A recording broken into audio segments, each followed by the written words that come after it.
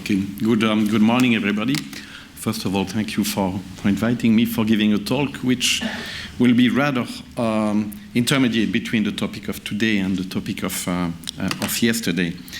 I will speak about visceral leishmaniasis, in particular the form of the Indian subcontinent.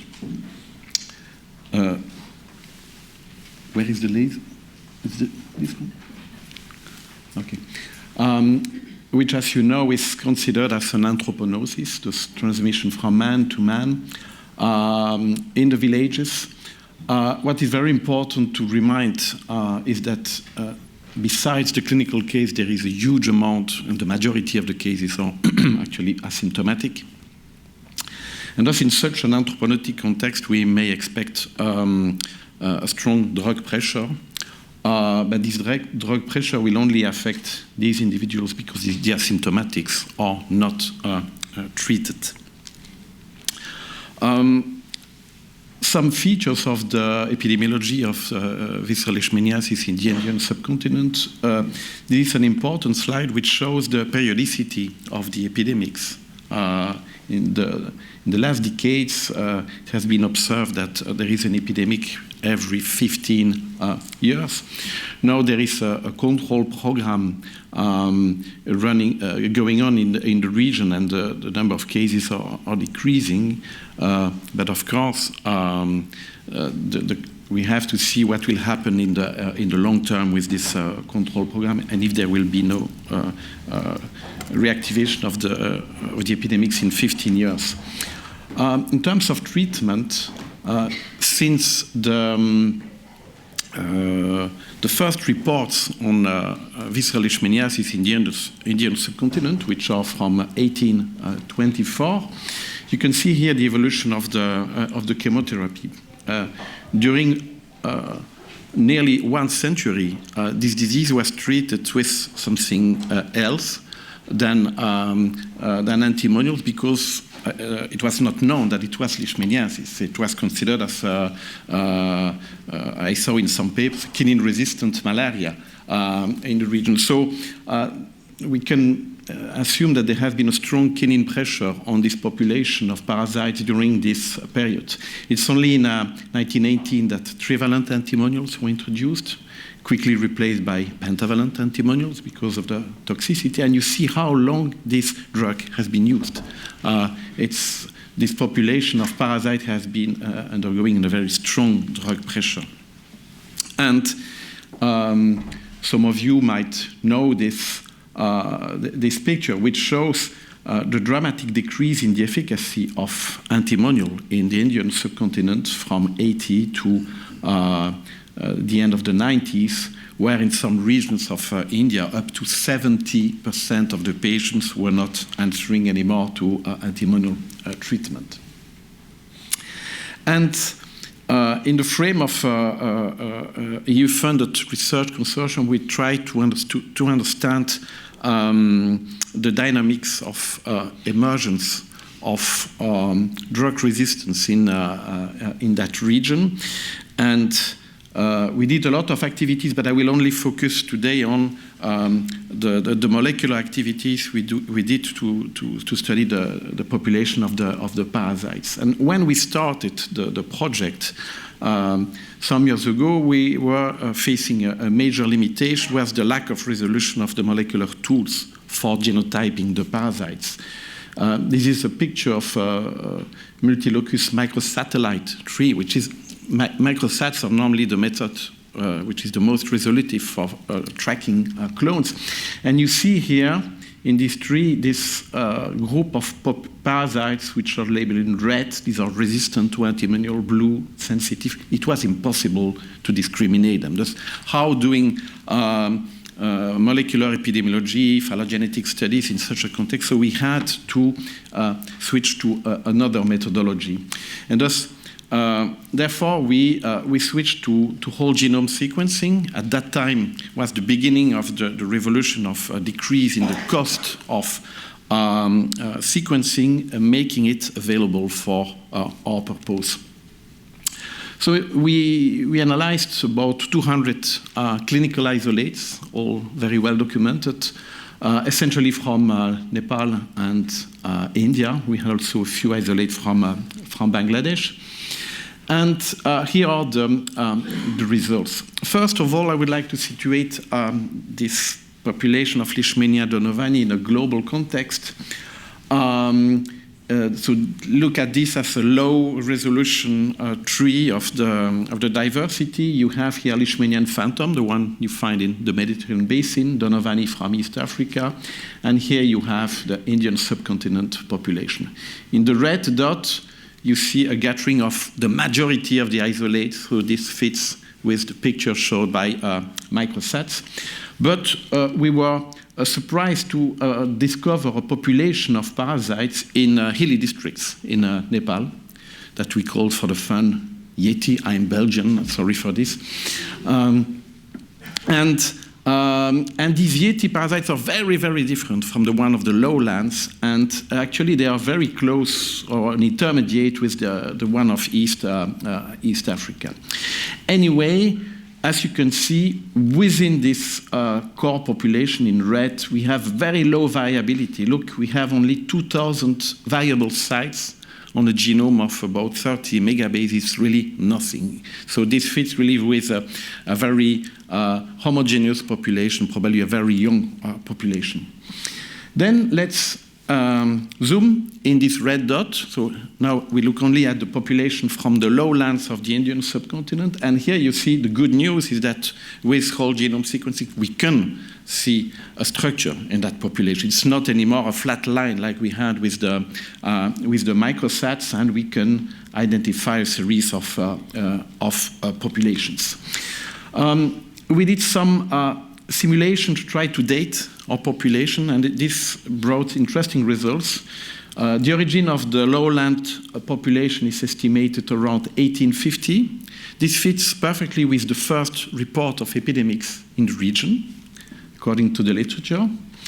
Then, if we look at the origin of the Indo-Nepalese population, it is this one, excluding these ones which are from Bangladesh. We see this population has stemmed in 1900, which also fits with the first reports of epidemics in Bihar, in India. And then the third date, which was interesting, is the date of radiation of these groups, and it's about 1960. Very interesting because this is just a period of the DDT campaign for anti-malaria in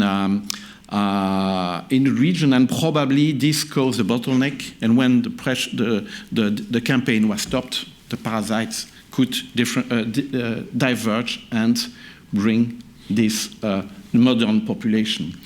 And it is during this period, between 1960 and the 90s, that we have this increase of treatment failure with antimonial.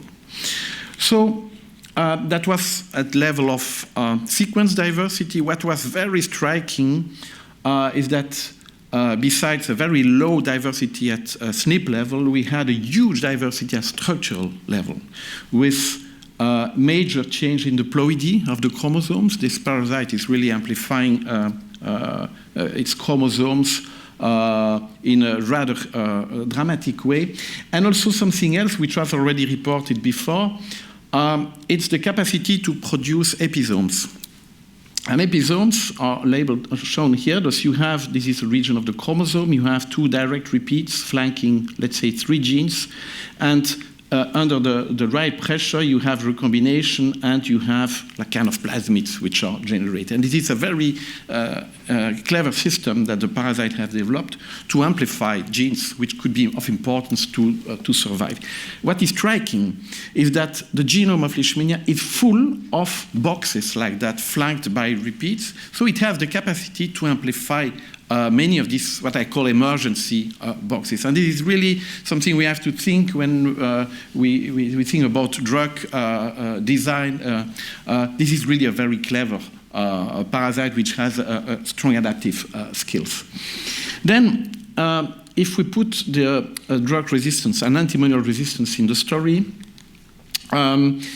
we found, first of all, that the antimonial resistance emerged several times during this, the period that I have showed. And the first event, probably the most important one, concerns this population here. We believe this is the true population of antimicrobial-resistant parasite, which result from clonal expansion after the 60s of a resistant strain with full equipment to deal with the drug. I will not go in details, but among others, it has a fatal indel in AQP1, which is a pump to bringing in the drug. It has amplification in the form of episomes of pumps which cause an efflux of the drug, and other adaptations. We also see that sexual recombination is present in this population, and is also brought created intermediate resistant parasite. This is a second mechanism. And then we see more recent emergence in backgrounds of populations which are essentially sensitive. Sometimes there is a resistant parasite which emerge, but it has only one of these adaptations, not the full set of it.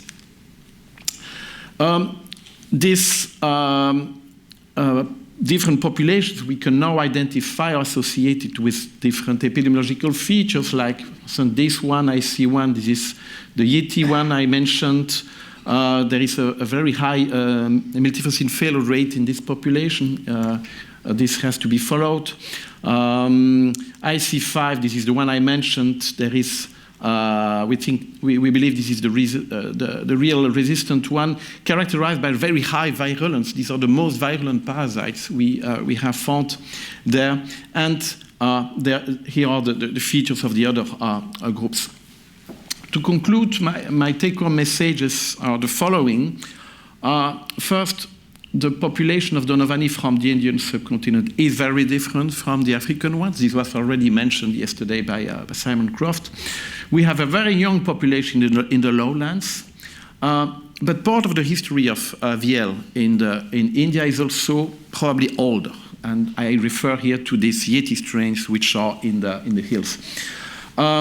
Fine molecular tracking in this difficult parasite is now possible, and this can be done with the tools we have generated. There is a tremendous genome plasticity, and we believe that there are a series of pre-adaptation in the parasites that can facilitate occurrence of drug resistance. This resistance emerged several times. So far, we don't have resistance to miltefosine, the drug which has been implemented later on. And there is this occurrence of sexual recombination. So we have to think in this, especially in the context of multi-drug resistance. In terms of prospects, I think that next generation sequencing could be used for surveillance, not for diagnostics. It's for surveillance, and particularly in the post-elimination phase. This will be the most critical moment where maybe some attention will decrease, and it's important, considering the frequency of epidemics every 15 years, to see what will occur later on and which genotypes will emerge, and we have the tools for doing it. This can be done by sequencing itself. It's really very cheap nowadays, or by deriving some simple PCR tool from the knowledge we have. We have developed some simple SNP detection tools specific for each of the population of the region. And then something we like to develop now in the frame of the EURLAISH Marie Curie network that was presented yesterday is to bring our knowledge on drug resistance and to see how this could be useful in the pipeline for drug discovery. And one activity we are doing with GSK at Tres Cantos is to test their lead compounds, the leash box that was presented yesterday, again, a set of well-characterized drug resistance strains. And we can distinguish easily the parasites in the different populations. So that can be used to select specific strains, the one which are circulating now in the field, and to test them against the lead compounds. Another thing we'd like to do together with GSK is to induce resistance versus maybe one of the promising lead compounds, and to analyze the time and type of resistance which could contribute to elucidation of the mode of action, the definition of companion diagnostics that could be used for accompanying the clinical trials when this drug will be used. So this is something we like to explore together with the private sector. And obviously this work was done by a huge number of groups which are mentioned here. There were 10 institutions in Europe and in the Indian subcontinent, and you have, and yeah, that's it. I thank you for your attention.